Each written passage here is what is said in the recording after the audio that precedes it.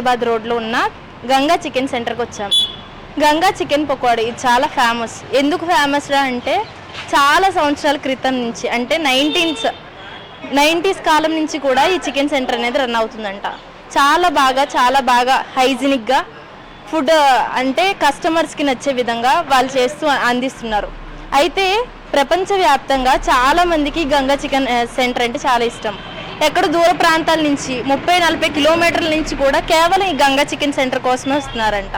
మరి వారి మాటల్లోని తయారయ్యే విధానమే కానీ ఆ ప్రాసెస్ ఏంటి, ఆ మేకింగ్ వీడియో ఎలా ఉంటుంది, వారి మాటల్లోని తెలుసుకోవడానికి మనం వచ్చేసాం గంగా చికెన్ సెంటర్కి. ఇంకెందుకు ఆలస్యం, తెలుసుకుందాం.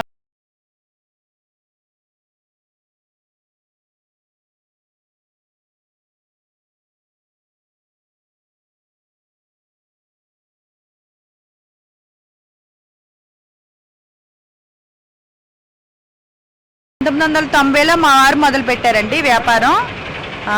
ఆయన ఉన్నప్పుడు చాలా బాగుండేదండి. అసలు ఇంకా నెంబర్ 1గా ఉండేది. సేలు చాలా బాగుండేది, టేస్ట్ చాలా బాగుండేదండి ఆయన ఉన్నప్పుడు. ఇప్పుడు కూడా అదే టేస్ట్ అలాగే మెయింటైన్ చేస్తున్నాం. ఆయన 2011లో కాలం చేశారండి ఆరోగ్యం బాగోక. అప్పటి నుంచి నేనే చూసుకుంటున్నానండి. దేనికైనా పోటీ లేకుండా ఉండదు కదా, పోటీ లేకపోతే థ్రిల్లే ఉంటుందమ్మా. దేనికైనా పోటీ ఉంటుంది, కానీ మేము ఇచ్చిన క్వాలిటీ ఎవరు ఇవ్వరు.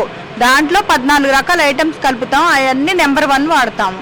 చికెన్ కూడా ఎప్పటికప్పుడు ఫ్రెష్గా ఏ పూట ఆ పూట సేల్ చేస్తాం. పొద్దున చికెన్ అమ్ముతాము, ఈవినింగ్ పకోడీ. చికెన్ ఇంకా 12 దాటితే మా దగ్గర చికెన్ అసలు ఉండదు, అయిపోద్ది రా చికెన్. ఇంకా ఈవినింగ్ 4:30 నుండి చికెన్ పకోడీ, నైట్ 10:30 వరకే ఉంటుంది. 10:30 దాటితే ఒక పీస్ కూడా ఉండదు మా దగ్గర, అలా సేల్ అయిపోద్ది. బర్డ్ ఫ్లూ టైంలో కూడా నేను ఒక్కరోజు కూడా అసలు సెలవు పెట్టలేదండి. డైలీ షాప్ ఓపెన్ చేస్తాం, కానీ జనాలు అసలు ఆ టైంలో కూడా మా దగ్గర తిన్నారండి, వచ్చారు. కానీ చాలా తక్కువ సేల్ అయింది. అంత తక్కువ సేల్ అసలు ఎవ్వరికి లేదు, ఏలూరు మొత్తానికి సేల్ ఎవరికి లేదు. ఆ టైంలో కూడా మాకు సేల్ ఉన్నందుకు నేను చాలా హ్యాపీగా ఫీల్ అయ్యా. కానీ తక్కువే ఉంది సేలు, ఆ టైంలో కూడా ఉన్నందుకు హ్యాపీగా ఫీల్ అయ్యాను.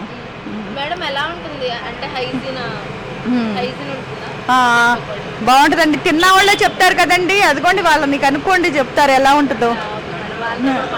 ఎప్పుడు కూడా అసలు పబ్లిసిటీ చేయలేదండి ఈ షాపు పెట్టి ఇన్ని సంవత్సరాలైనా ఎప్పుడు పబ్లిసిటీ చేయలే. టీవీ ఛానల్లో కానీ పేపర్కి కానీ ఇవ్వలేదు.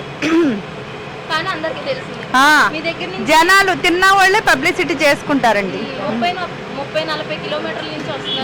వస్తారండి.